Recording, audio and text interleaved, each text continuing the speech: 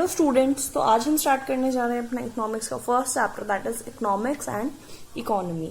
तो सबसे पहले मैं आपको बताना चाहूंगी कि I have divided this chapter into 3 parts. The first one is concept of economics, that is microeconomics and macroeconomics. Second part is positive and normative economics, and third part is economy and type of economies. So in this video we will study concept of economics, that is microeconomics and macroeconomics. हम यही detail में पढ़ेंगे कि microeconomics किससे deal करता है और macroeconomics किससे डील करता है। ओके, ठीक है। तो कॉन्सेप्ट ऑफ इकोनॉमिक्स, इकोनॉमिक्स है क्या, किसके बारे में है? Economics is a subject matter that deals with economic problems related to human life. Economics हमारी ही ह्यूमन लाइफ से रिलेटेड है, जो कि डील करता है किससे? इकोनॉमिक प्रॉब्लम्स से। अब देखिए इकोनॉमिक प्रॉब्लम्स क्या है, पहले तो मैं आपको बताऊं व्हाट इज इकोनॉमिक्स, इकोनॉमिक्स को कैसे डिफाइन किया जाता है। तो what is economics? Economics is a subject matter that deals with economic problems related to human life. Human life से रिलेटेड जितनी भी इकोनॉमिक प्रॉब्लम्स हैं उन सबसे डील करता है हमारा इकोनॉमिक्स, ठीक है। अब इकोनॉमिक्स हमने कहा that deals with economic problem. अब इकोनॉमिक प्रॉब्लम क्या है?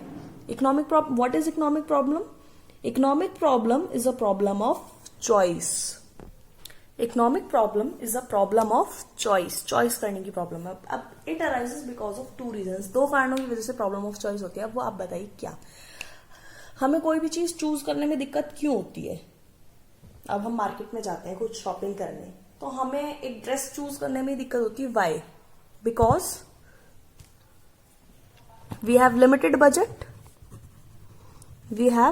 लिमिटेड बजट, जिसे हम अपने इकोनॉमिक्स की टर्म्स में कहेंगे limited resources. We have limited resources, हमारे पास पैसा रिसोर्सेज लिमिटेड है।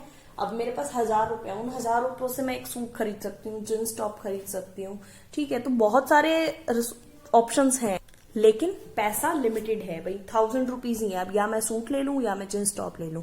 एंड द सेकेंड रीजन क्यों चॉइस की प्रॉब्लम आती है मेरे को, क्योंकि ऑल्टरनेटिव यूजेज है, सूट है, जींस टॉप है, देन कुछ और वुलन क्लोथ है, वेस्टर्न ड्रेसेस हैं, कितनी सारी ड्रेसेस है, कितने सारे टाइप्स हैं। तो पहला तो रिसोर्सेज लिमिटेड है, रिसोर्सेज आर लिमिटेड। और दूसरी प्रॉब्लम क्यों आती है? क्योंकि रिसोर्सेज हैव ऑल्टरनेट यूजेज। इन रिसोर्सेज का ऑल्टरनेटिव यूजेज है, मैं बहुत सारी जगह इन्हें यूज कर सकती हूँ। जैसे कि अगर मैंने बात करी, मेरे पास 10 रुपए हैं, मैं 10 रुपए से चाय पी सकती हूँ, कॉफी पी सकती हूँ, कोल्ड ड्रिंक पी सकती हूँ, प्लस देन कहीं कोई टिकट खरीद सकती हूँ। ओके, तो लिमिटेड अमाउंट है 10 रुपीज और उसके कितने सारे यूजेस हैं। तो इन दो कारणों की वजह से हमारे पास एक प्रॉब्लम ऑफ चॉइस आती है। और अगर ये प्रॉब्लम ऑफ चॉइस नहीं होगी तो कोई इकोनॉमिक प्रॉब्लम नहीं होगी, और इकोनॉमिक प्रॉब्लम नहीं होगी तो इकोनॉमिक्स नहीं होगा। तो economics is a subject matter that deals with economic problems related to human life. अब इकोनॉमिक प्रॉब्लम क्यों आती है? Because we have problem of choice. और वो क्यों है? क्योंकि लिमिटेड रिसोर्सेज है and resources have alternate uses. चाहे कितना ही कोई रिच है, कितना ही कोई पुअर है,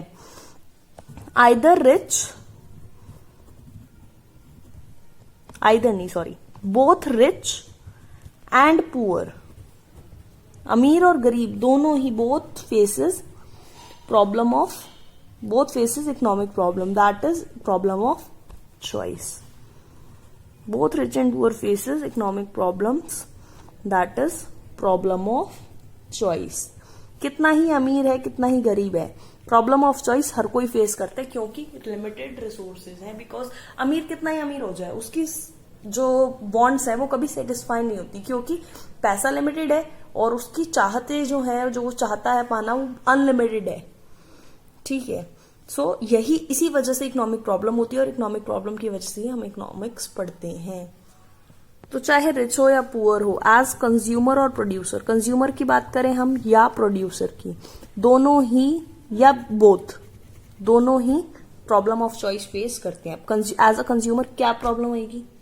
व्हाट टू बाय और व्हाट नॉट, क्या खरीदे और क्या ना खरीदे, व्हाट टू बाय और व्हाट नॉट, है ना, and what not, as a consumer हम फेस करेंगे। एंड एज अ प्रोड्यूसर क्या फेस करेंगे? व्हाट टू प्रोड्यूस, क्या प्रोड्यूस करें और क्या ना करें, what to produce and what not, है ना। क्यों? क्योंकि हमारे पास लिमिटेड रिसोर्सेज हैं और उन रिसोर्सेज के ऑल्टरनेटिव यूजेस हैं। अब प्रोड्यूसर क्या चाहेगा कि उसके प्रॉफिट्स मैक्सिमाइज हो, what to produce and what not with the given resources. Resources तो गिवन है, लिमिटेड है, and profit will be maximised.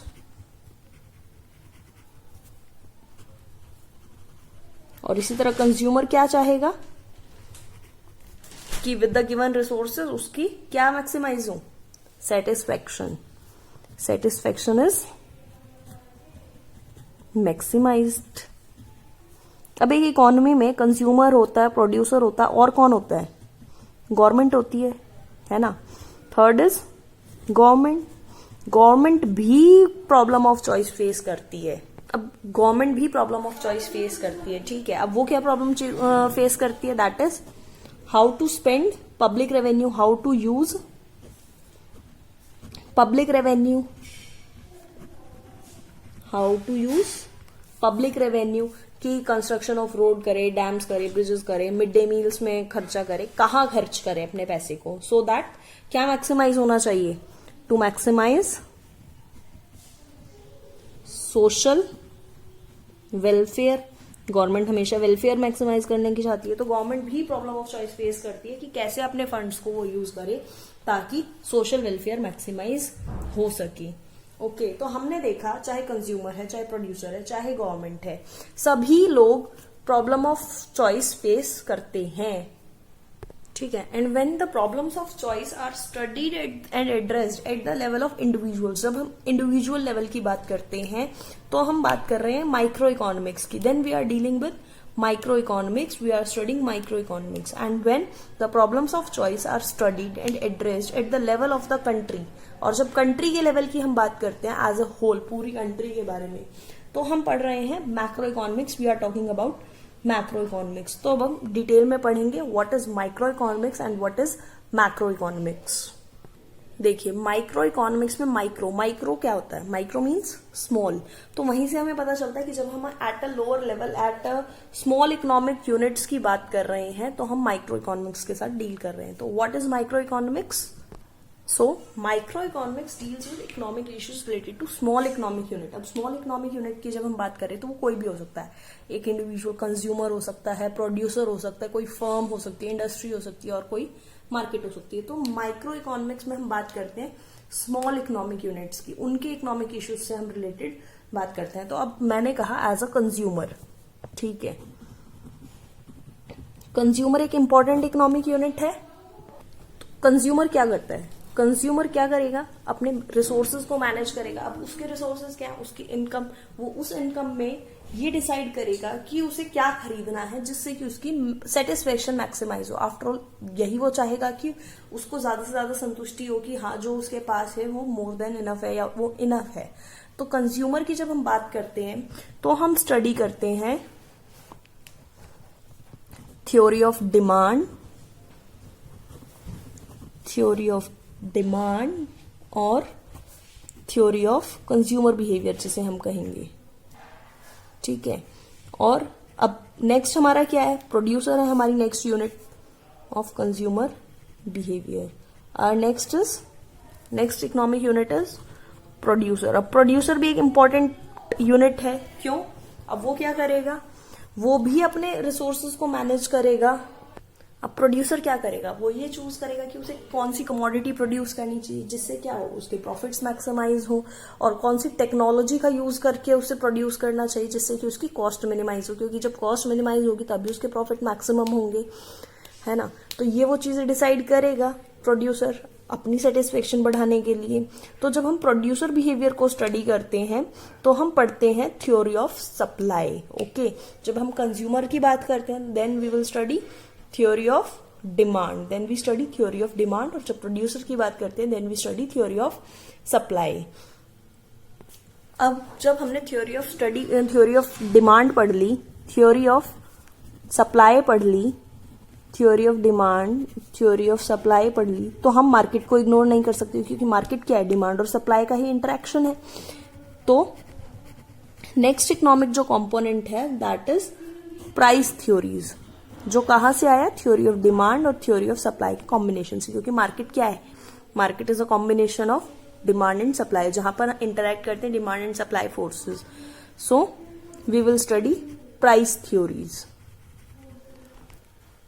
So, microeconomics studies how prices of goods and services are determined in the market, और इन्हीं theories को हम price theories कहते हैं। तो अब हम देखते हैं 3 vital components. What are the vital components of micro economic? ठीक है, सो वाइटल कंपोनेंट्स आर, पहला थ्योरी ऑफ कंज्यूमर बिहेवियर, क्योंकि कंज्यूमर एक मेन कंपोनेंट है, मेन इकोनॉमिक यूनिट है हमारी, और जिसे हम क्या कह सकते हैं, theory of demand. Another is theory of producer behaviour, that is theory of supply, जिसे हम कह सकते हैं, क्योंकि producer is related to supply, वो प्रोड्यूस करता है गुड्स एंड सर्विसेज को। और फिर इन दोनों के कॉम्बिनेशन से आती है हमारे पास थ्योरी ऑफ प्राइस, क्योंकि मार्केट क्या है, मार्केट में demand and supply forces interact करते हैं, और जिसे हम कह सकते हैं theory of determination of price through interaction of supply and demand. Price कैसे डिटरमाइन होता है मार्केट में? Through the supply and demand forces. Okay, हाँ जी। तो macro economics, macro means large, macro means large, और large means economy as a whole. जब हम पूरी इकोनॉमी की बात कर रहे हैं एज अ यूनिट, पूरी कंट्री को एक साथ लेकर चल रहे हैं, तो हम पढ़ रहे हैं macro economics. We are dealing with macro economics. Okay, तो अब बेसिक इश्यूज क्या है मैक्रो इकोनॉमिक्स के? Basic issues of macro economics जिनसे वो डील करता है, पहला equilibrium in the economy, equilibrium in the economy. अब इक्विलिब्रियम मतलब balance state. What is meant by equilibrium? Equilibrium is balance state. Economy में बैलेंस स्टेट होना चाहिए। अब वो कब होगा? कब होगा? When AD is equal to AS, that is our aggregate demand is equal to aggregate supply। जब भी में इक्विलिब्रियम होगा, अदरवाइज चेंजेस होते रहेंगे। सो फर्स्ट इशू जो हमारा आता है मैक्रो इकोनॉमिक्स का, वो यही है कि इकोनॉमी में इक्विलिब्रियम होना चाहिए, बैलेंस्ड रहनी चाहिए इकोनॉमी। डिमांड ज्यादा नहीं होनी चाहिए और सप्लाई भी ज्यादा, मतलब एक दूसरे से ज्यादा नहीं होनी चाहिए, दे शुड बी इक्वल। ठीक है, अब जरूरत तो नहीं है हमेशा कि AD is equal to AS हो, इकोनॉमी इक्विलिब्रियम स्टेट में रहे, नहीं, कुछ स्टेजेस ऐसे भी आएंगे जहां पर इकोनॉमी में भी इक्विलिब्रियम में ना रहे, तो उसको हम कहते हैं disequilibrium in the economy. So next important issue है कि क्या किया जाए जब इकोनॉमी में डिसइक्विलिब्रियम है, AD is not equal to AS है, disequilibrium in the economy, when AD is not equal to AS, aggregate supply और एग्रीगेट डिमांड हमारे इक्वल नहीं है। अब इसमें दो केसेस हो सकते हैं, AD is greater than AS और AS is greater then AD, है ना। और फिर अब हमने कहा कि डिसइक्विलिब्रियम है इकोनॉमी में, तो डिसइक्विलिब्रियम है तो उसे करेक्ट भी करना होगा। तो थर्ड इंपॉर्टेंट इशू आता है हमारा मैक्रो इकोनॉमिक्स में, करेक्शन ऑफ डिसइक्विलिब्रियम। ठीक है, कि कैसे जो इकोनॉमी डिसइक्विलिब्रियम में है, AD is not equal to AS है, AD is greater than AS है, उसको ठीक किया जाए।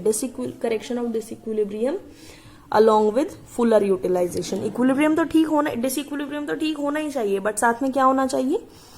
Fuller utilisation of resources. Resources भी फुल्ली यूटिलाइज्ड होने चाहिए, फुलर यूटिलाइजेशन ऑफ रिसोर्सेज।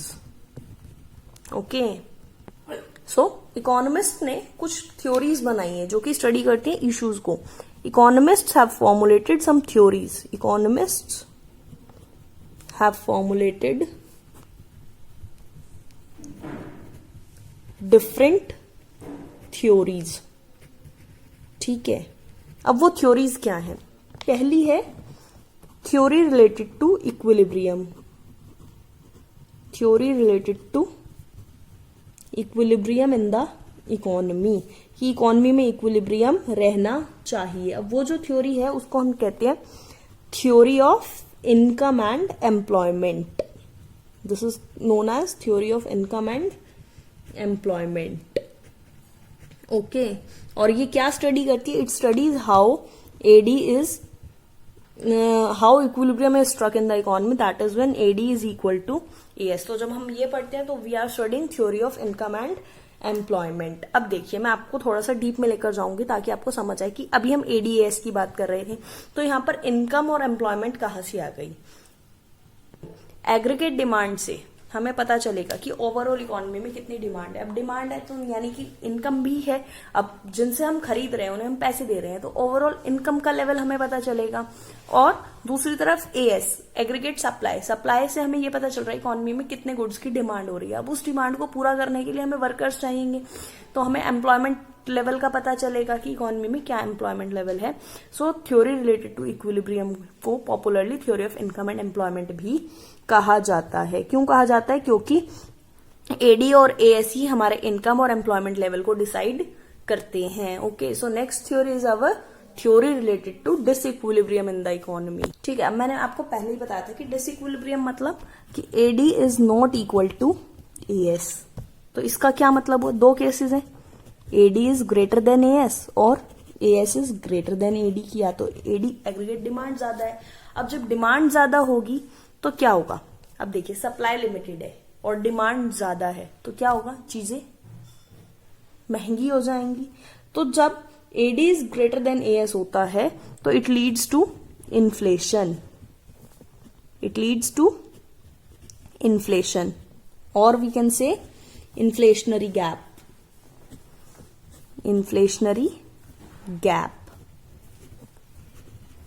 क्योंकि चीजें महंगी हो जाएंगी। और जब एएस ज्यादा है, सप्लाई ज्यादा है, डिमांड ही नहीं है, तो प्रोड्यूसर्स को क्या करना पड़ेगा? अपना प्राइस कम करना पड़ेगा, है ना। मंदी आ जाएगी इकोनॉमी में, सो प्राइस कम करना पड़ेगा, तो इट लीड्स टू डिफ्लेशन और we can say deflationary gap. Okay, तो इससे रिलेटेड थ्योरीज है हमारी जो कि इकोनॉमिक इश्यूज से रिलेटेड है, माइक्रो इकोनॉमिक्स इश्यूज से। And our third theory is theory related to correction, theory related to correction of disequilibrium. अब डिसइक्विलिब्रियम है तो उसे करेक्ट भी तो करना जरूरी है, नहीं तो इकोनॉमी में इक्विलिब्रियम कैसे आएगा। तो हम कैसे डिसइक्विलिब्रियम से इक्विलिब्रियम की तरफ जाते हैं, तो इसमें भी दो पॉलिसीज यूज करती है। अब गवर्नमेंट करेगी, आम इंसान तो कर नहीं सकता कि ओवरऑल पूरी इकोनॉमी में इन्फ्लेशन की सिचुएशन को वो कंट्रोल कर ले या डिफ्लेशन की सिचुएशन को वो कंट्रोल कर ले। तो ये कौन करता है? गवर्नमेंट करती है। अब गवर्नमेंट दो तरीके से इसको करती है। पहले वो यूज करती है, उसके पास दो टूल्स हैं। फर्स्ट इज मॉनिटरी पॉलिसी, कि जब वो मनी सप्लाई को कंट्रोल कर लेती है कि मार्केट में कितना पैसा रहेगा, कितना पैसा अवेलेबल रहेगा लोगों के पास। और दूसरा है फिस्कल पॉलिसी। ठीक है, फिस्कल पॉलिसी इज गवर्नमेंट अपनी डिमांड को, government also demand things, government also demands goods and services, goods and services. और जब गवर्नमेंट डिमांड करती है तो it can alter the situation of, it can alter the situation of AD and AS. तो जब government अपनी demand को change करके एडी और एएस के डिसइक्विलिब्रियम को करेक्ट करती है तो हम कहते हैं कि फिस्कल पॉलिसी का यूज किया गया है। और तीसरी पॉलिसी जो गवर्नमेंट यूज करती है that is exchange rate policy. Third one is exchange rate policy, जहां पर government exchange rate, foreign goods and services की सप्लाई को इम्पैक्ट करके, उनके रेट को, फॉरेन एक्सचेंज रेट को इम्पैक्ट करके डिसइक्विलिब्रियम से इक्विलिब्रियम की तरफ इकोनॉमी को लेकर जाती है। तो monetary policy is related with money supply, money supply control करके गवर्नमेंट इन्फ्लेशन और डिफ्लेशन की सिचुएशन को कंट्रोल करती है। दूसरा है फिस्कल पॉलिसी, जब गवर्नमेंट अपनी डिमांड को चेंज करती है कि डिमांड कम करनी है या ज्यादा करनी है। अब एक बात बताइए, डिमांड पहले ही ज्यादा है, AD is greater than AS चल रहा है फिलहाल इकोनॉमी में और इन्फ्लेशन है, तो गवर्नमेंट क्या करेगी? अपना खर्चा कम कर देगी, अपने गुड्स एंड सर्विसेज की डिमांड को कम कर देगी, तो इकोनॉमी में AD is equal to AS हो जाएगा। और सिमिलरली मॉनेटरी पॉलिसी है। अब देखिए मनी सप्लाई कैसे यूज करती है, AD is greater than AS है, डिमांड ज्यादा है। डिमांड ज्यादा होने का मतलब क्या है? मनी अवेलेबल है लोगों के पास, money is available to the people, है ना, या विद द पीपल। और जब मनी अवेलेबल है तो गवर्नमेंट मनी सप्लाई को कम कर देगी, लोगों के पास पैसा नहीं रहेगा तो वो AD is equal to S हो जाएगा भाई, सिचुएशन कंट्रोल हो जाएगी। अब मनी सप्लाई कम कैसे करेगी?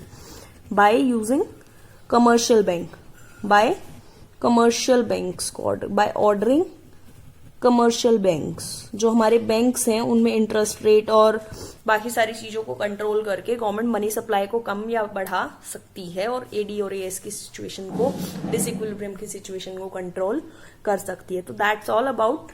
अब यही 3 थ्योरीज, जो theory related to equilibrium in the economy, theory related to disequilibrium and theory related to correction of disequilibrium, ही हमारे वाइटल कॉम्पोनेंट्स है मैक्रो इकोनॉमिक्स में जो हम पढ़ते हैं। So that's all about microeconomics and macroeconomics, and in the next video we will study positive and normative economics. Okay, thank you.